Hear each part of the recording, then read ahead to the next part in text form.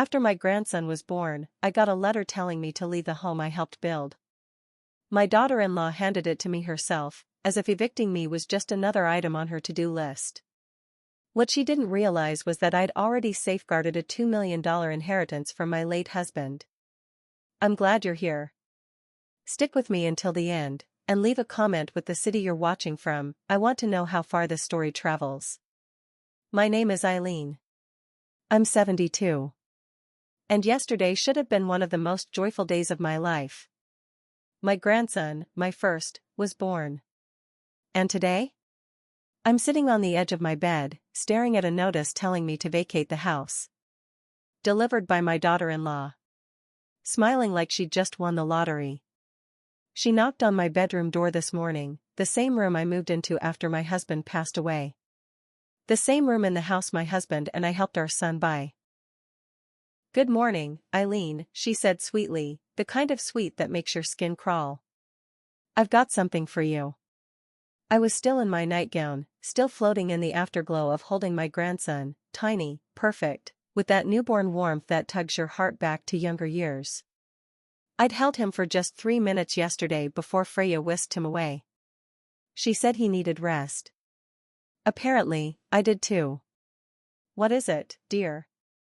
I asked, though my stomach was already sinking. She handed me a cream-colored envelope like she was handing over a birthday card. Go on. Open it. The paper was thick and expensive. Freya never missed a chance for drama. And there it was, in bold letters, notice to vacate. I had 30 days to pack up and leave. The rightful heir has now arrived, it read. Your services are no longer needed. Services. That's what she called 43 years of love, parenting, sacrifice. Services. I don't understand, I whispered, even though I did. She leaned back in the armchair by the window, crossed her legs like she was explaining a business deal. It's quite simple, she said. Brent and I have a child now.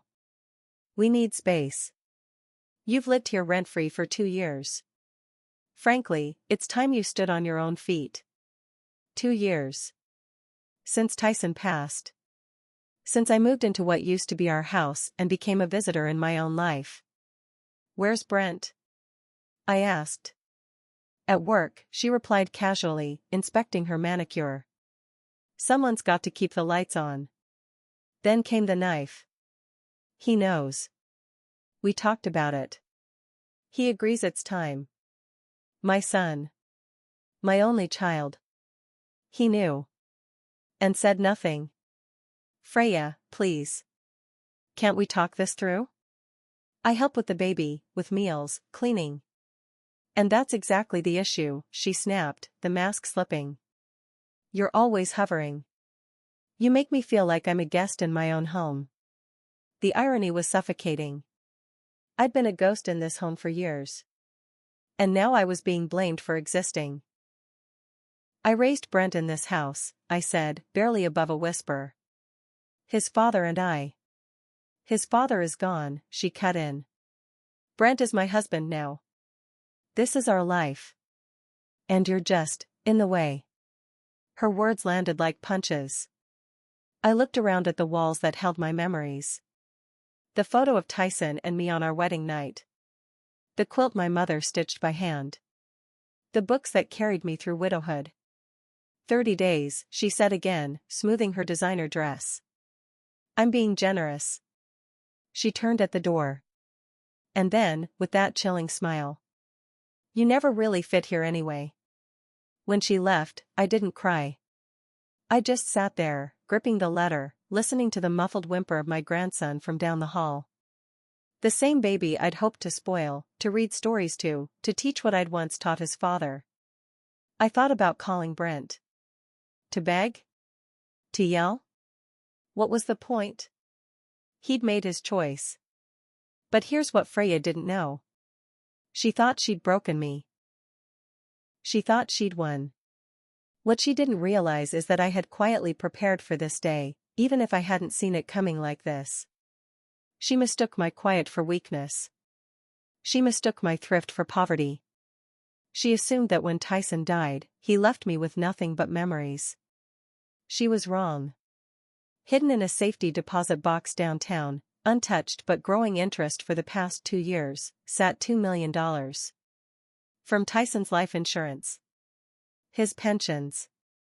The sale of assets she never even knew existed. I didn't hide it out of selfishness, I did it out of protection. I thought I'd use that money to help build a future for my grandson.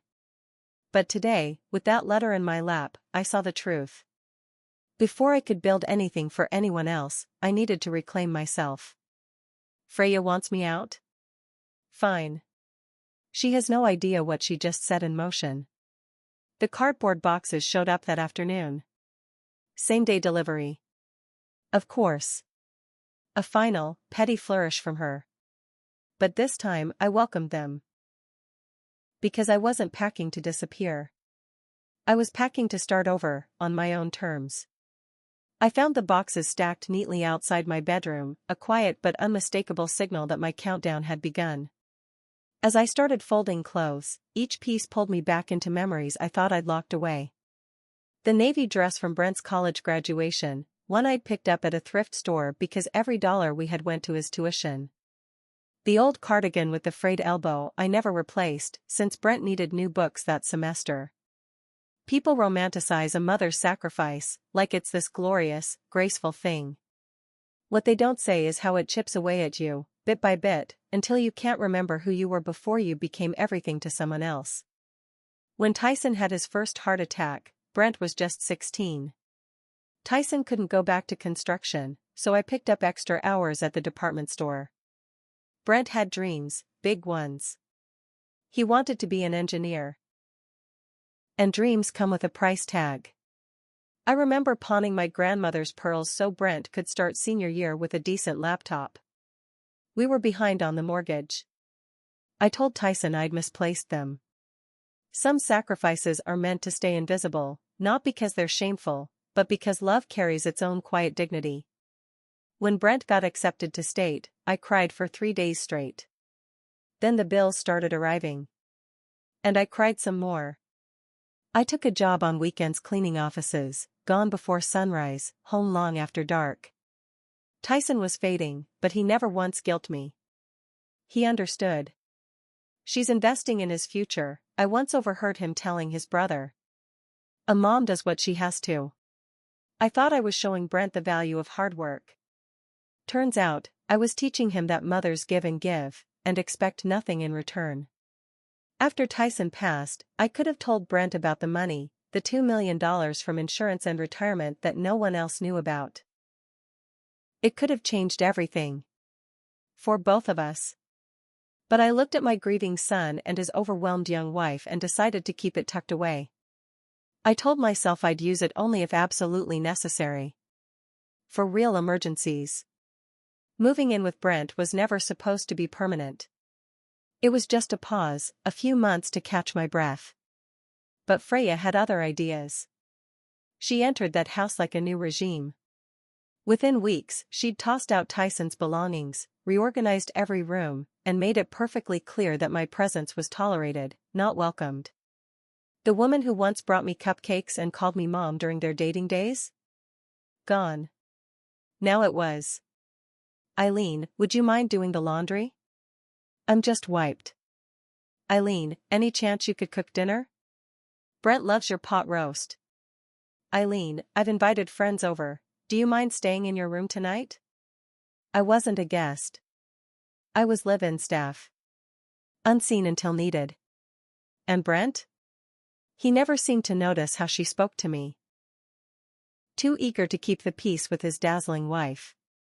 The hardest part wasn't the chores. It wasn't even the lack of respect. It was watching my son morph into someone I barely recognized.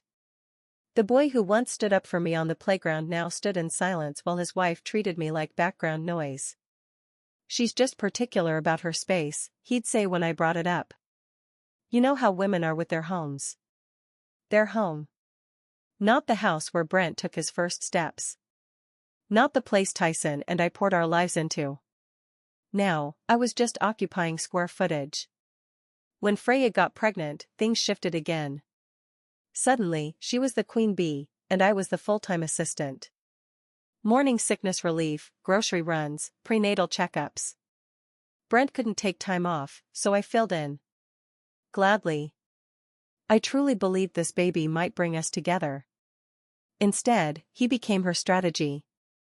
The baby needs calm, she'd say if I made a suggestion. Too many people just confuse him. Brent and I need to find our rhythm without extra input. Always with Brent nodding along, half asleep and too overworked to read between the lines. The night before little Thomas arrived, I helped Freya pack her hospital bag. She was contracting, but still micromanaging every item. I only want immediate family in the delivery room, she said between breaths. Of course, I replied, assuming I counted. She looked at me like I'd misunderstood. I mean Brent and me. And my mom. Obviously. Her mother, the one who lived 3 states away, had visited twice, and spent both trips critiquing everything from the crib color to Brent's job. I spent 14 hours in that hospital lobby. Waiting. Hoping. Listening for updates. Brent popped out once or twice, almost startled to see I hadn't left. You don't have to stay, Mom, he said. It might take a while. But where else was I supposed to be? This was my grandson. My family. A living piece of Tyson and me, wrapped in a hospital swaddle. When I finally held Thomas, time stopped. He was everything, soft and warm and impossibly small. In that moment, joy returned. Real joy. Not borrowed. Not conditional. But it didn't last. Not with Freya in control. Now, as I filled those cardboard boxes, I saw her plan in perfect clarity. The pregnancy had been her turning point. The baby, her crown jewel. She secured the husband. Took over the home. Claimed the child. And once her position was secure, she erased me. The apartment I eventually found? Exactly the sort Freya would smirk at. Small. Outdated. A neighborhood long past its prime. But what she doesn't know, what she never bothered to ask, is that I'm not starting over empty-handed. And I'm not finished yet. The kind of place a 72-year-old woman rents when she wants to disappear without drawing attention. I paid the deposit in cash, straight from my checking account, the one with just enough to pass for someone living off Social Security. The landlord, Mr. Chen, didn't press. Didn't ask why an elderly woman was suddenly looking for a one-bedroom in a forgotten part of town. Starting over? He asked gently. Something like that, I said. Moving day came and went without much fanfare. Brent showed up for half an hour, carried a couple boxes, said he couldn't stay longer. Work, he claimed. He never quite met my gaze. This is probably for the best, Mom, he mumbled as he set down the last load. You need your freedom. And, well, Freya and I need space. Freedom.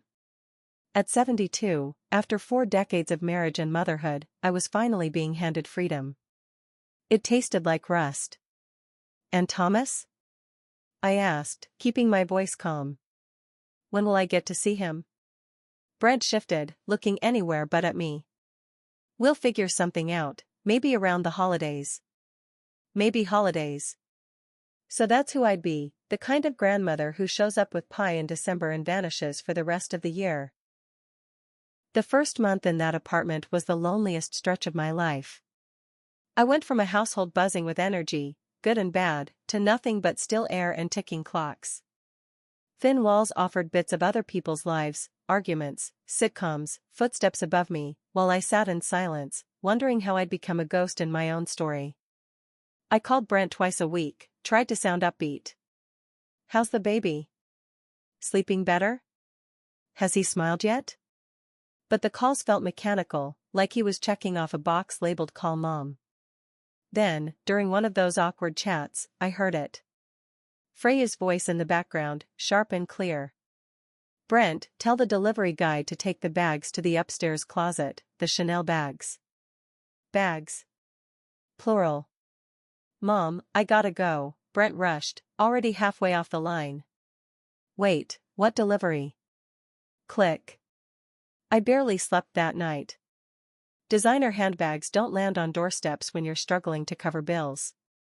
Not on a construction foreman's paycheck. Curiosity got the better of me the next week.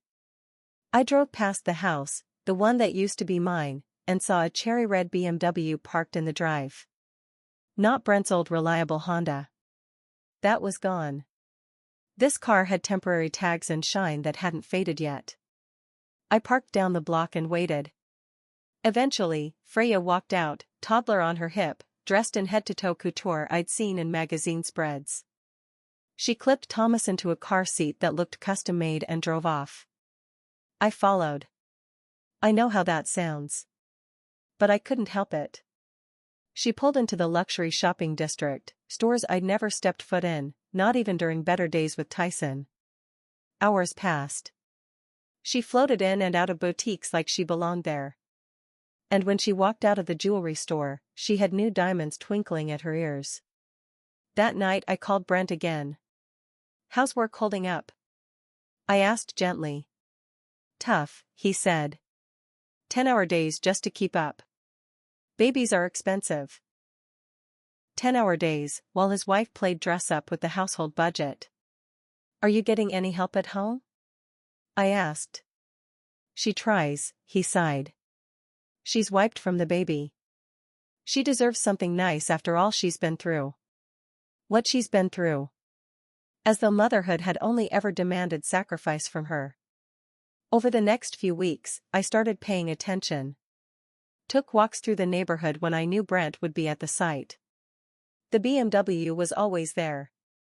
So were the shopping bags, names I recognized from pages I used to flip through and dream. The breaking point came one quiet Thursday. I was walking by when an open upstairs window gave me front row access to the truth. I don't care what your mother wants, Freya snapped. She had her time. She blew it. This is our life now. Brent's voice, soft and unsure, she just wants to see Thomas. She can see him when I decide it's appropriate. She is not going to take over my son the way she took over you. Took over. I had raised him. Fed him. Carried the weight of our lives on my back while Freya was still in middle school. If that was taking over, what exactly was she doing? She's just lonely, Freya. Maybe if nothing, she hissed. Let her back in and she'll tear everything down. Your mother is a bitter old woman who can't accept that she's not needed anymore. The sooner you get that through your head, the better. I stood frozen outside, her words clanging in my ears. A bitter old woman. And Brent? He paused. Then said the one thing I'll never forget. Maybe you're right. That night, I sat alone in my cramped living room and made a decision. I'd spent too long curled up in grief, playing the part she cast me in, the has-been, the cast-off. But I'd forgotten who I was. I was Tyson Murphy's wife. The woman who worked 3 jobs to make college possible. The woman who sold pearls and missed sleep and buried a husband without missing a beat for her child. I was not broken. I was forged. And Freya was about to find out what that meant. I picked up the phone and dialed a number I'd committed to memory but had never dared to use.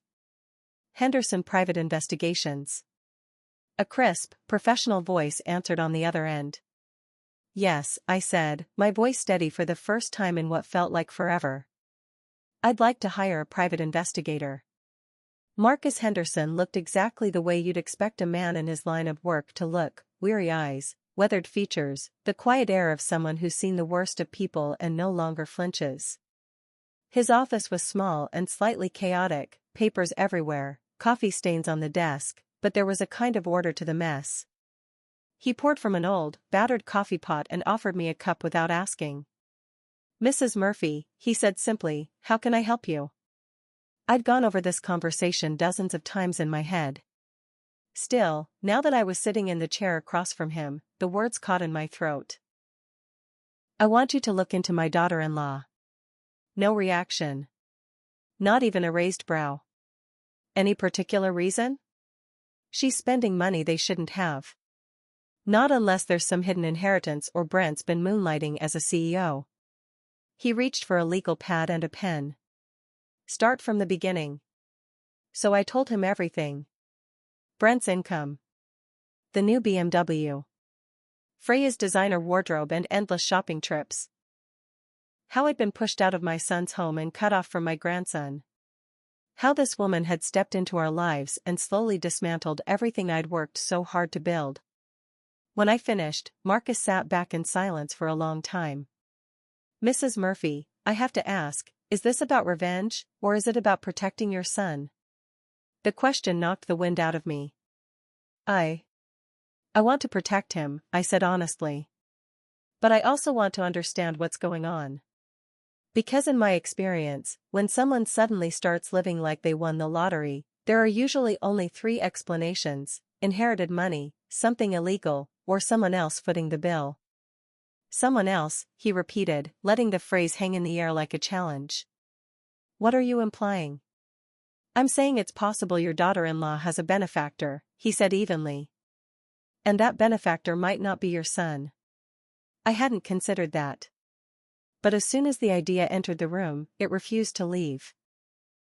Her sudden confidence. Her urgency to erase me from Brent's life.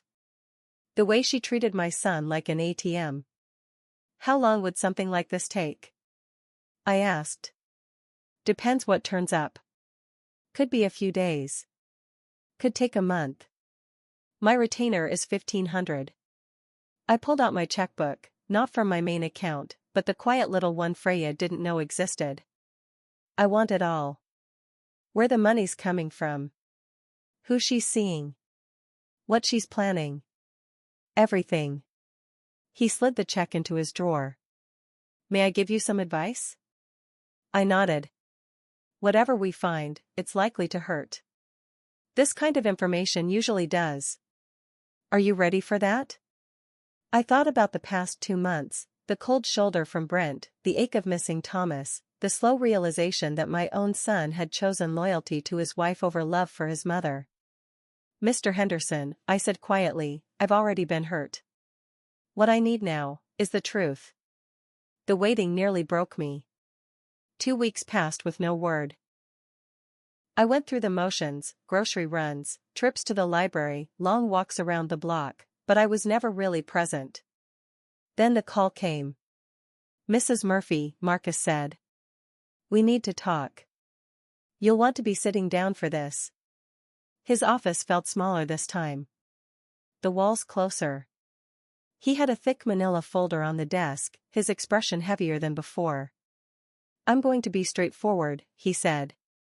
Your daughter-in-law is involved in an affair. The words hit like a slap. Even though I'd suspected, hearing them spoken aloud made it real. With whom? Richard Castellano. He owns several luxury car dealerships in the region. Married, father of 2. Net worth somewhere around $8 million. $8 million. Suddenly, the high-end handbags and luxury sedans made perfect sense. How long has this been going on? I asked, barely above a whisper. Based on what we've been able to document? At least 6 months. Probably longer. He slid a photo across the desk. It was taken outside a hotel, Freya, laughing in the arms of a man I didn't recognize. Her joy was unmistakable. I'd never seen her look like that with Brent. There's more, Marcus added, his voice low. She's telling people she plans to leave your son. She wants to secure a generous settlement first, and she's using the baby to strengthen her position. Thomas. My sweet, bright-eyed grandson, being treated like a pawn on a chessboard. I looked down at the photograph again. This wasn't just betrayal. It was strategy. Calculated. Cold. But Freya had made one crucial mistake. She'd underestimated me. What kind of settlement are we talking about? Marcus glanced at his notes. From what I've gathered, she's been taking inventory of everything your son owns: cars, bank accounts, retirement savings, even furniture. trying to tally up his net worth. She believes there's hidden family money somewhere. I nearly laughed. The irony was hard to ignore. Freya was digging around for secret Murphy wealth, never realizing that the woman she pushed out like a broken appliance was quietly sitting on $2 million of her own. Marcus continued. She's been telling people Brent's emotionally unstable. That he's manipulative, maybe even dangerous, and that she's scared to leave him because he might try to take the baby. The words hit me like a punch. That kind of lie, so far from the gentle, patient son I raised, turned my stomach. Brent? I said, barely able to breathe. He couldn't even raise his voice if he tried. I believe you, Marcus replied.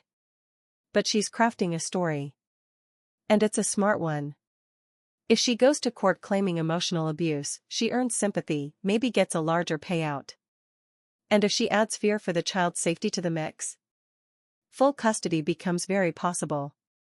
Full custody. She wouldn't just be leaving him. She'd take Thomas too, rob Brent of his son the same way she'd robbed me of mine. There's more, Marcus said, lowering his voice. She's already retained legal counsel. Divorce paperwork is written up. She's just waiting for the right timing. I felt the weight of the room shift. The air thinned. My son had no clue. He was living his life, working long hours, supporting a woman he trusted, and she was preparing to gut him like a fish. He was about to lose everything, his wife, his child, likely his house, and most of his savings. But I knew. What would you do? I asked quietly. If it were your son? He leaned back in his chair, fingers steepled. I'd warn him, he said. But I'd also prepare for the possibility that he won't believe me. Love makes people blind, Mrs. Murphy. Even when the proof is staring them in the face. I thought of Brent, how fiercely he'd stood by Freya, how completely he'd pushed me out of his world to make space for her. And then a thought took shape. A plan. It was bold. Slightly cruel. But it might be the only way to open Brent's eyes. What if, I began, hesitating. What if what? Marcus asked. What if we let her reveal her true self? Let her dig her own hole? Marcus raised an eyebrow. And how would you suggest we do that? For the first time in months, I felt something I hadn't in a long while, control. I smiled, faintly but with purpose. I have an idea. But first, I need to take a little trip to the bank. The plan was brutal in its simplicity. Which made it perfect, tailored for someone like Freya. She thrived on weakness. Took advantage of vulnerability. Fed on people who had no leverage. So I decided to become exactly what she expected, powerless, broke, and desperate. Step 1, I withdrew $5,000 from my hidden savings and opened a new checking account at a small bank across town. Then I left just enough in that account to make it appear like I was scraping by. Nothing suspicious. Just the look of someone down to her last dollars. Next, I called Brent. Sweetheart, I said, adding a slight tremble to my voice. I hate to ask, but I'm short on rent this month. Just this once, could you help? The line was silent for so long I wondered if he was still there. Mom, you know things are tight with the baby and everything.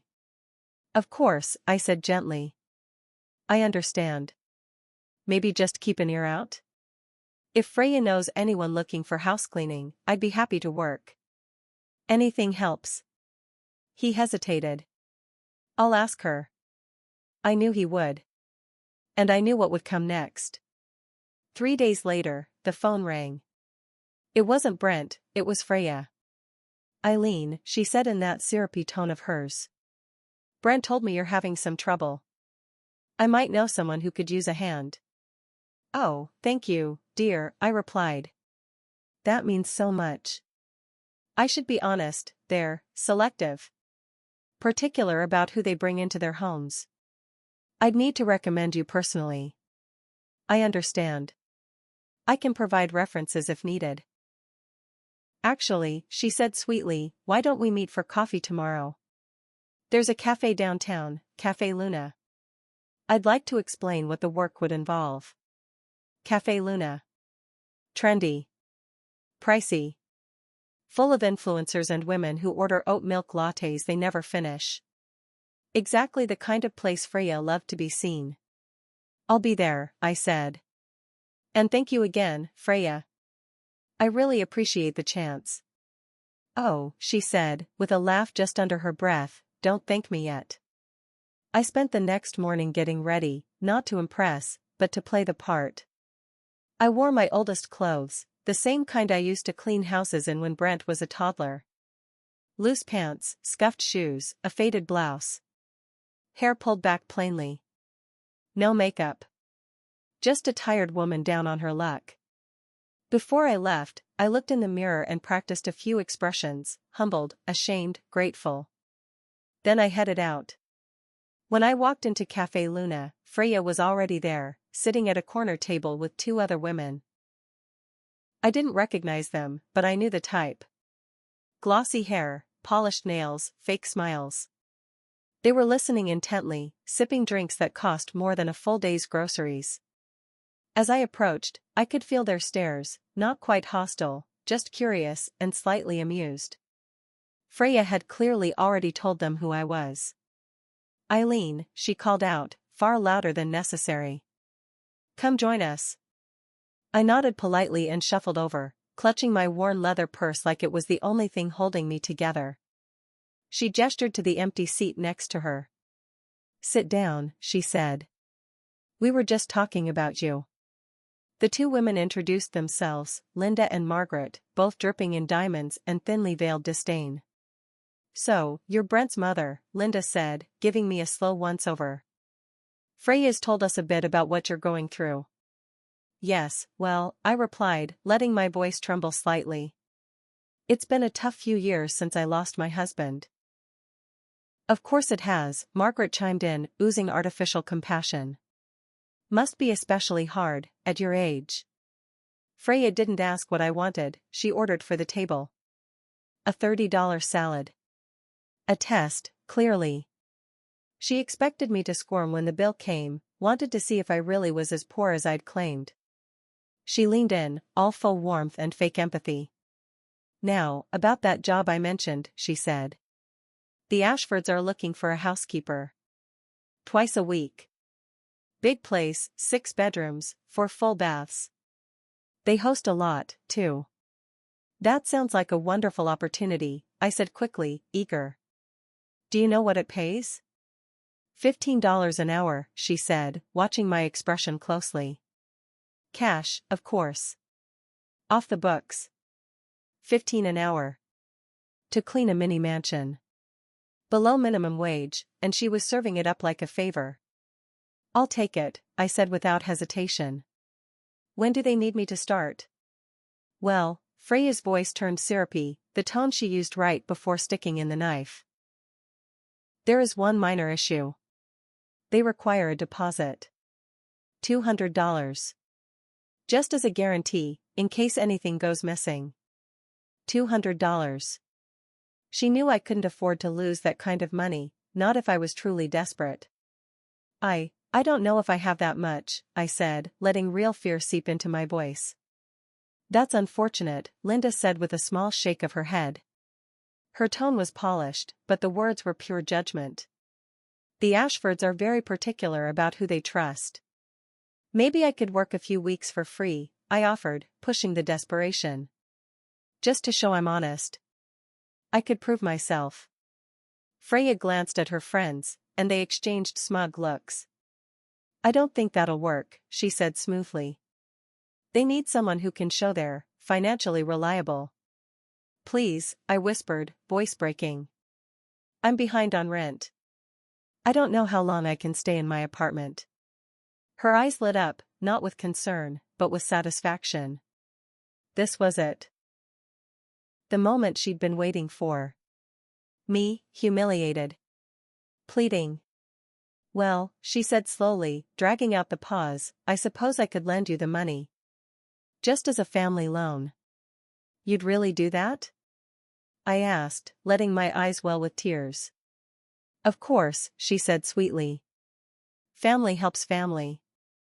She pulled out her phone, tapping at the calculator like she was doing me a massive favor. 200 for the deposit, plus interest. Let's say 25%. So, you'll owe me $250. 25% interest. Loan sharks had more grace. I don't know how to thank you, I murmured, playing the part. Don't thank me yet, she said coolly. I'll need you to sign a promissory note. If you don't pay within 30 days, there'll be penalties. She reached into her designer bag and slid a folded document across the table. A pen followed. It wasn't a napkin scribble, this had been typed up beforehand. I scanned the page. Compounded interest. Late fees. A clause allowing her to take possession of my personal items if I defaulted. This seems a little complicated, I said carefully. Business is business, Eileen, she snapped, her tone sharpening. If you can't manage simple obligations, maybe you're not the right fit for a client like the Ashfords. Her friends nodded smugly, clearly enjoying every second of the performance. Of course, I said, hand shaking slightly as I signed. I'm just grateful for the chance. Freya counted out the $200 in cash with exaggerated slowness, making sure the entire cafe could see her act of faux generosity. There you go, she said brightly. Don't let me down. I won't, I replied, clutching the money like it was my last hope. As I walked out, I heard her voice behind me, not quite whispered, not quite shouted. Some people never learn to manage their lives. It's honestly kind of tragic. Laughter followed me all the way to the door, sharp and mean, like broken glass. But I wasn't crying. I was smiling. Because in that overpriced cafe, surrounded by her peers, Freya had just exposed herself completely. And the tiny voice recorder tucked inside my purse had captured every word. The cruelty. The interest scam. The mockery. The trap. And now, I had everything I needed to open my son's eyes. The phone rang 3 weeks later, a Sunday morning. Brent's voice was quiet. Strained. Flat in a way that chilled me. Mom, he said. I need to see you. Of course. What's going on? Not over the phone, he replied. Can you come by? Freya's at her mom's with the baby. 20 minutes later, I was sitting in the living room I hadn't seen in over a year. Brent paced restlessly, shadows under his eyes, his body thin, like he hadn't slept or eaten properly in weeks. She's leaving me, he said, not bothering with preamble. Freya's filing for divorce. My chest tightened. I'd known it was coming, but hearing it still hurt. Oh, Brent. I'm so sorry. She says I'm emotionally abusive. That I've been manipulative. Controlling. He gave a hollow laugh that held no humor. She's taking Thomas. I might only get supervised visitation. My heart clenched. That's absurd. You're the kindest man I know. Try convincing her attorney of that. Brent collapsed into his father's old armchair, shoulders heavy. She's accusing me of hiding assets, says I've been dishonest about our finances. She wants half of everything, plus alimony. Child support, too. Hiding assets. The irony would have made me laugh if it didn't feel so cruel. Brent, I said softly. There's something you need to know about Freya. He looked up, hope flickering behind his exhaustion. What do you mean? I'd run through this moment in my head 100 times, planned every word. But looking into my broken son's eyes, everything I rehearsed felt too fragile, too real. She hasn't been honest with you, I began. Not about anything. I told him everything. The months of quiet investigation, the man she'd been seeing behind his back, the staged moments of control. I played the recording from the cafe. I showed him the photographs. Every cruel smirk. Every lie. As I spoke, the color drained from his face. When I was done, he sat motionless, staring at the floor. "How long have you known?" he asked finally, voice barely audible. "About the affair?" "Just a few weeks." "About her plan to leave?" "Not long enough to stop her." "Why didn't you say anything sooner?" The question I dreaded. "Because you wouldn't have believed me," I said gently. "You had to see it for yourself." He winced, but didn't argue. Deep down, we both knew I was right. "There's something else," I said quietly. "Something I should have told you years ago." I reached into my bag and handed him a bank statement. His eyes widened. "$2 million, he whispered. "Your father's life insurance. His retirement. A few smart investments you never knew about. I kept it safe." He blinked at the page, then looked at me, stunned. "All this time, you lived in that tiny apartment. Let Freya treat you like a burden? Like I didn't belong?" I offered, finishing for him. "Yes." "Why? Why wouldn't you just tell me?" I took his hands, rough and calloused from months of overtime. "Because I needed to see who you were without money clouding everything. I wanted to know if the man I raised was still there, beneath it all." His voice cracked. "And what did you find?" I felt my throat tighten. "I found a man who loves his family so much, he was willing to give up everything, even his mother, to protect them." The tears came fast after that. "I'm sorry, Mom," he said, voice shaking. "I'm so sorry." "I know, sweetheart. I know. What do I do now?" "She's going to take Thomas. She's going to ruin me in court." I smiled, a slow, steady smile that had nothing to do with revenge and everything to do with resolve. "No. She's not. Because we're going to turn the tables." Over the next hour, I laid it all out. We'd let Freya believe she was in control, let her keep pushing the divorce forward. Meanwhile, we'd gather everything, her infidelity, her manipulation, every calculated move. And when the time was right, we'd reveal it, not in a fit of desperation, but in court, backed by solid evidence. "And the money?" Brent asked. "Locked away," I said. "In a trust for Thomas. Freya won't get near it. But it'll be there for his future." He paused, then asked quietly, "What about your future?" I looked around the house, the one where Tyson and I raised our boy, where life once felt whole. It felt lighter now. Free. "I'm buying a new place," I said. "A real home. With space for family. A room for you. A nursery for Thomas. Somewhere we're all welcome." 3 months later, I stood in the sunlit kitchen of that new home, watching Brent wheel Thomas across the backyard in a stroller. The divorce had finalized 2 weeks earlier. Presented with undeniable proof of her affair and her schemes, Freya had backed down. She accepted joint custody instead of risking it all in court. She kept her BMW. Her designer wardrobe. But she lost the house. She lost the illusion of control.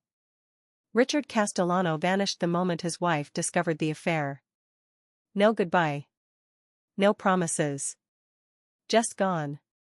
The doorbell rang, pulling me from my thoughts. A delivery man stood there with an oversized bouquet. "Eileen Murphy?" he asked. "That's me." He handed me the flowers and left. I opened the card. "Thank you for never giving up on us. Love, Brent and Thomas." Through the kitchen window, I watched my son lift his baby out of the stroller and point to the trees, narrating the world with animated wonder. Thomas would grow up knowing what real love looked like. He'd understand that family isn't just about blood, it's about who shows up when it's hard. He'd learn that strength often looks like patience. And that some of life's greatest victories don't need an audience. I thought about Freya, likely in some chic apartment wondering how it had all unraveled. She'd made one fatal mistake. She assumed that because I was gentle, I was weak. But there's a difference. Kindness isn't weakness. Sacrifice isn't surrender. At 72, I had reclaimed everything: my voice, my dignity, my family. And for the first time in a long time, the road ahead gleamed with promise. Now I want to hear from you. If you were in my shoes, what would you have done? Have you ever faced something like this? Tell me in the comments. And before you go, I'm leaving 2 more stories on the screen that this community loves. Trust me, you don't want to miss them. Thanks for watching.